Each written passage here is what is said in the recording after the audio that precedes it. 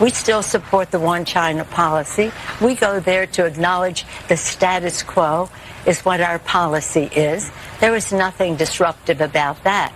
It was only about saying China is one of the freest societies in the world. Don't take it from me. That's from Freedom House. Let's talk a little bit. Democracy, courageous people, and it's just, I don't know why it is, except there's some commercial interests who would like to diminish the relationship.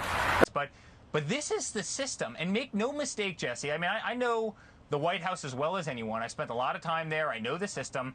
This did not happen without Joe Biden's explicit approval. The White House approved of this. Mark my words, Jesse. It will come out. I love you see the press secretary out there today. We had no knowledge of this at all. Give me a break. A field office wouldn't take, you know, they wouldn't even think about doing this without the sign-off of the President of the United States. This is raiding one of the most famous houses on planet Earth, one of the most famous people, probably the most famous person on planet Earth. Give me a break. Joe Biden absolutely. So there are several different tools that you can use. The first tool that we already sort of talked about is called Tor.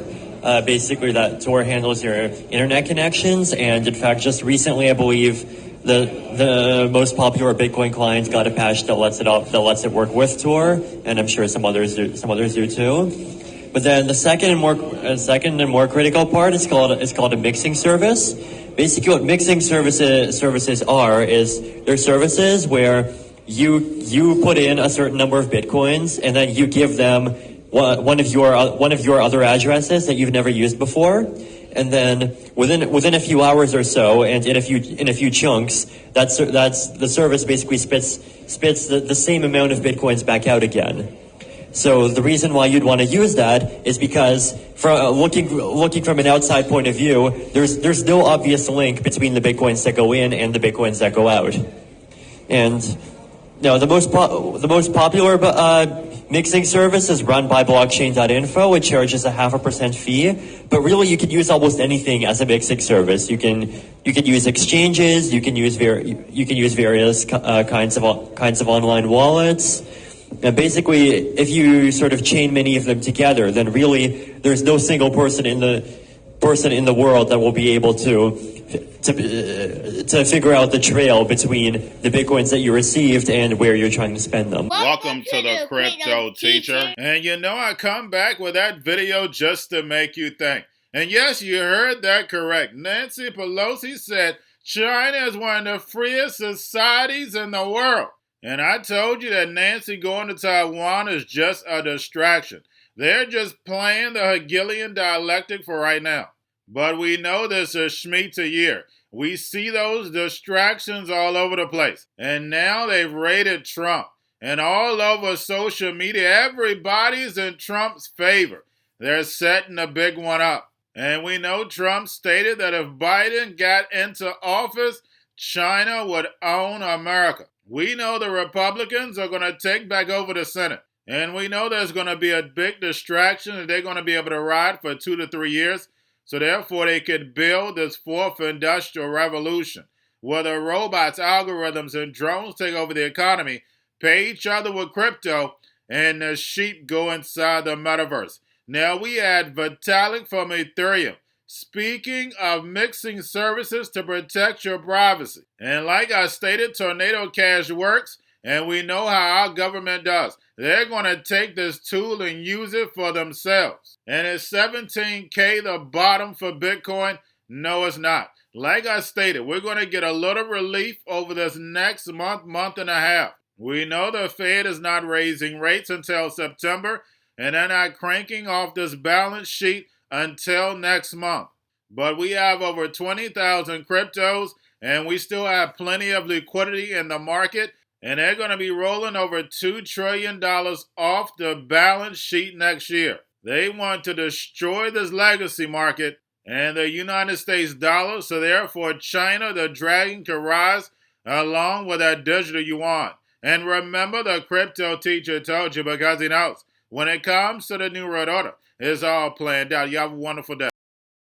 Did you talk to him before coming on, and what does he say about where's it going from here? That was a pretty easy call. It was a pretty easy call because what's happened with Bitcoin? When Bitcoin was at 60,000, you had a lot of institutions on the sideline who were looking and saying, boy, we'd like to invest. We'd like to allocate 1, 2, 3% of our portfolios, pension funds, for example.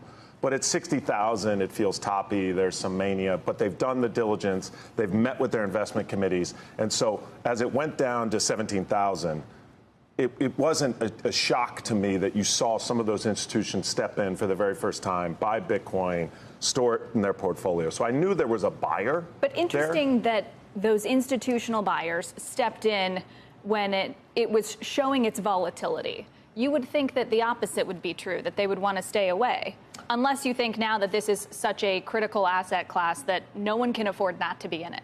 Yeah, well, it was a moment of capitulation. So if we could see all the books and records, I think it would be a combination of some really smart Bitcoin whales that have been in it for 10 years, and then fairly quickly some of those institutions stepping in. That's exactly what's happened. I mean, look, in crypto, yes, Bitcoin's up 40%. It doesn't mean it's going to go up another 40%. But in crypto, there's Bitcoin, and then there's literally everything else. Bitcoin is trusted. It's largely censorship resistant. There will only and ever be 21 million Bitcoins. It will have to be a component in a portfolio of broad portfolios, like a pension fund, maybe just to a small extent, but it will have to be there.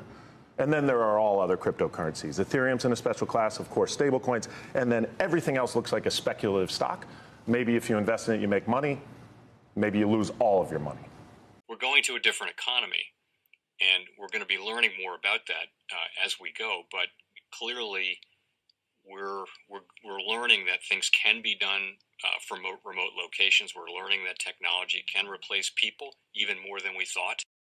We're not going back to the same economy. We're recovering, but to a different economy, and it'll be one that is more leveraged to technology. And I worry that that is going to make it even more difficult than it was for many workers.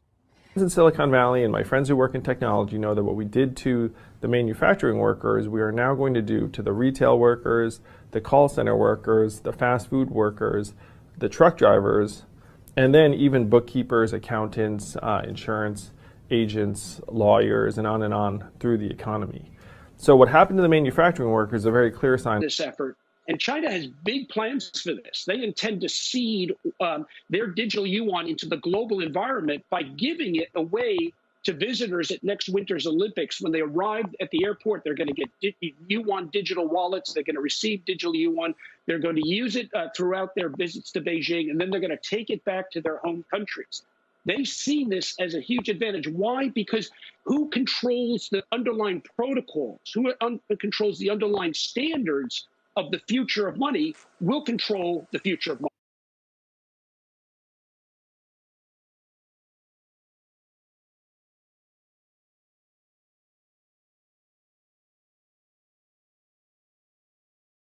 Most powerful person in the world is the storyteller. The storyteller sets the vision, values, and agenda of an entire generation to come. Steve Jobs. And guys, you know I truly believe in this. When you look at the New World Order, they're the storytellers. And that's the reason why I wrote my New World Order book. But guys, now it's time to change the current generation. And I wrote 3 kids' books. You know I love the Trinity because I understand the power that's in it. So I have 3 books. We have an opportunity to change the generation, to educate, not just me, but I want to show you that I take action on a daily basis. And I want you to take action on a daily basis. Whether it's your job, whether it's in your community, we have an opportunity right now to educate the masses. I posted this on my Twitter account. Please share, but this is a short clip of the 3 books. There's going to be a clothing line and action figures. Please get these books for your kids, nephews, cousins, friends. So therefore, we can start the re-education now. Because as we see, the 4th Industrial Revolution foundation is definitely here. Robots, algorithms, drones, taking humanity out the picture. We have to re-educate. But let's get into the video. Part 1. King Joshua and Drama Team save the village. Part 2. King Yashu and Grandma Tanya save New York. From COVID Stories 3, Part 3. King Yashua and Grandma Tanya goes to China. It's mandatory to get Part 1, Part 2, and Part 3 of this series. It's time to re-educate Generation Z.